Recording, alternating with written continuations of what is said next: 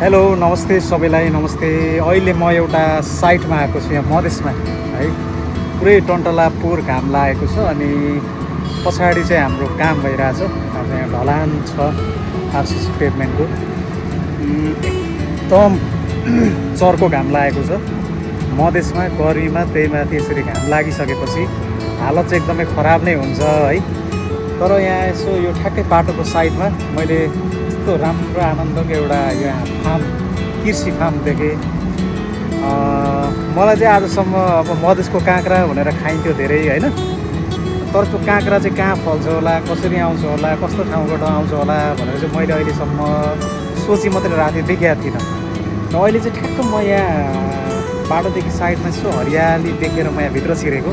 यो वरिपरिदेखि जति देखिराख्नु भएको छ सबै एउटा ठुलो प्लटमा चाहिँ काँक्रा रोपिएको रहेछ। र प्रत्येक यो काँक्रा चाहिँ यति राम्रो तरिकाले रोपिएको छ, सिस्टमेटिक तरिकाले। म अहिले तपाईँलाई भिडियो पनि देखाउँछु। काँक्रा पुरै झुन्डिरहेको छ है, पुरै सानो सानो सानो सानो काँक्रा एकदमै धेरै सङ्ख्यामा चाहिँ एउटै बोटमा लगभग 5-10वटा काँक्रा चाहिँ मैले झुन्डेको देखिरहेको छु। सानो सानो चिचिला पनि छ र ठुलो ठुलो पनि फलिरहेको छ, झुन्डेको छ। र यसलाई रोप्ने तरिकाहरू पनि राम्रो रहेछ। त्यसरी चाहिँ माथि सपोर्टहरू दिने रहेछ अनि डोरीहरू हालेको छ सब वरिपरि होइन। यहाँ चाहिँ एकदमै राम्रो तरिकाले, सिस्टमेटिक तरिकाले, आधुनिक तरिकाले काँक्रा रोपेको रहेछ। र काँक्रा चाहिँ गाउँमा चाहिँ विशेष गरी चाहिँ अब एकदम ठुलो ठुलो चाहिँ हामी चाहिँ काँक्रालाई थाँक्रो हाल्ने भन्छ होइन। ठुल्ठुलो रुख नै ल्याएर चाहिँ हामी गाडेर थाँक्रो हाल्छौँ र काँक्रा चाहिँ माथि अग्लो अग्लोसम्म गएको र अनि टिप्न पनि गाह्रो भएको मैले देखेको। तर यहाँ चाहिँ मलाई यस्तो राम्रो लाग्यो, काँक्रा पनि हो छ, यसलाई पनि थाँक्रा लगाइदिने भने त अग्लै हुन्थ्यो होला। तर त्यही खालको यो अग्लो जानै नपाउने खालको चाहिँ बनाइएको छ र काँक्रा सबै वरिपरि झुन्डेको छ। टिप्न पनि कति सजिलो होइन, यसरी तल हेरेर टिप्न मिल्ने खालको छ काँक्राहरू सबै।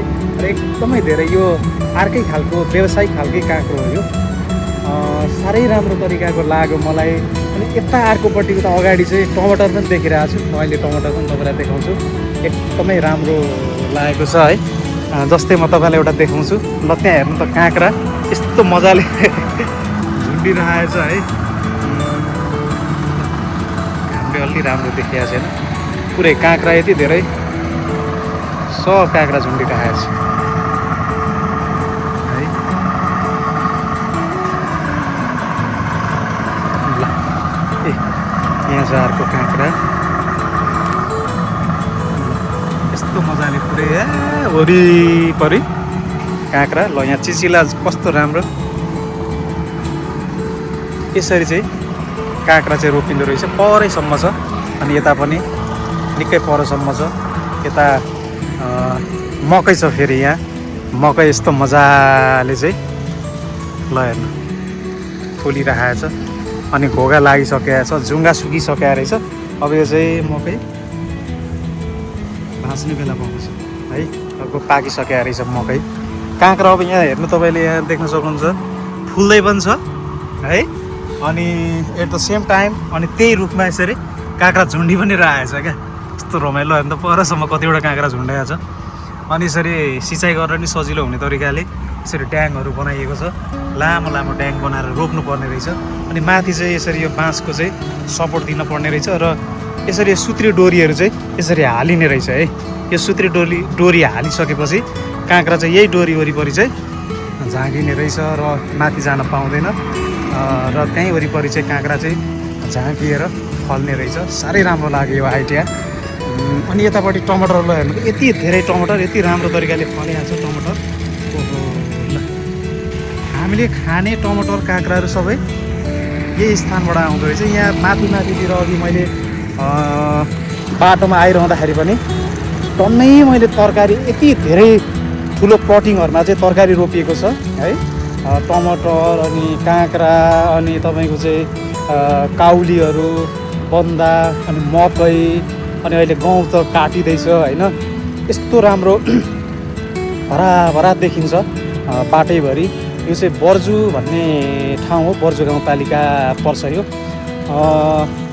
एकदमै ठुलो मात्रामा चाहिँ मैले तरकारी खेती गरेको पाएँ। यताउता अर्कोपट्टि उता पर्कोलो देखिरहेको छु मैले है। यस्तो राम्रो चाहिँ प्लटिङमा चाहिँ रोपिएको छ। मधेस चाहिँ वास्तवमा तपाईँको हाम्रो चाहिँ भण्डार नै हो। अन्न यति राम्रो उब्जाउ हुन्छ, खेतीपाती साह्रै राम्रो, सिँचाइको यहाँ कुनै समस्या हुँदैन है।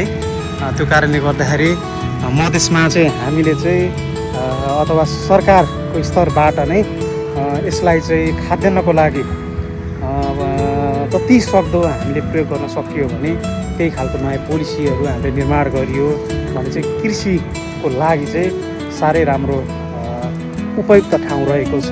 यतापट्टि पनि छ टमाटर, ल हेर्नु त माथिसम्म यहाँ मल्चिङ गरिएको रहेछ। यहाँ के थियो पहिलाको नि है, टमाटरहरू पुरै फलिरहेको छ, क्या राम्रो हेर्नु त।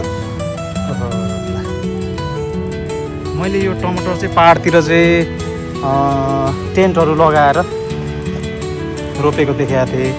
यहाँ चाहिँ खुल्ला छ, पुरै खुल्लै आकाशमा चाहिँ यस्तो मजाले टमाटर चाहिँ हुने रहेछ है। समग्रमा साह्रै आनन्द लाग्यो, साह्रै खुसी लाग्यो, साह्रै मजा लाग्यो। नेपालको ठाउँहरू यति राम्रो राम्रो ठाउँहरू छ, जहाँ गयो त्यहीँ भेराइटिज देखिन्छ। ठाउँको एकदमै विविधता अनि हाम्रो चाहिँ संस्कारको, हाम्रो समुदायको सबै कुराहरू चाहिँ एकदमै आनन्द दिने खालको हुन्छ है। वरिपरि त यस्तो हरियाली छ, साह्रै राम्रो ठाउँ थियो। ल, यो तपाईँहरूलाई पनि मैले देखाएँ है त। हस्, थ्याङ्क यू।